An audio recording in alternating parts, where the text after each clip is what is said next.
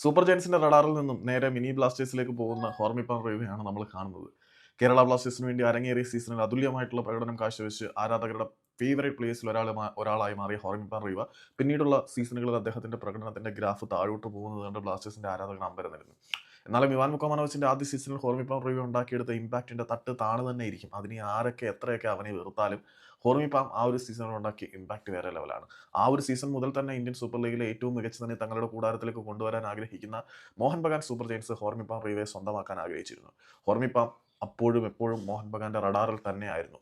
പക്ഷേ ഹോർമിയുടെ മികവിന്റെ ഗ്രാഫ് താഴോട്ട് പോയപ്പോൾ പതിയെ ഹോർമി എന്ന ലക്ഷ്യത്തിൽ നിന്ന് മോഹൻ ബഗാൻ പിൻവാങ്ങി.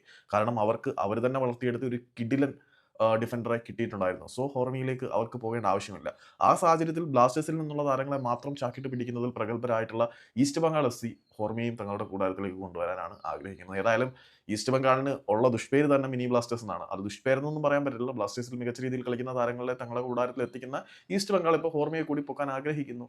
അത് ഒരുപക്ഷെ നടക്കാൻ പോകുന്ന ഡീൽ തന്നെയാണ്. കാരണം ഈസ്റ്റ് ബംഗാൾ വളരെ ഡെസ്പറേറ്റ് ആയിട്ട് ഹോർമിയെ ആഗ്രഹിക്കുന്നുണ്ട്. ബ്ലാസ്റ്റേഴ്സ് ഹോർമിയെ ഓഫ്ലോഡ് ചെയ്യാനും തയ്യാറാണ്.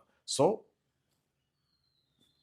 ഹോർമി ഇനി റെഡ് ആൻഡ് ഗോൾഡ് ടീമിന്റെ ഭാഗമായേക്കും.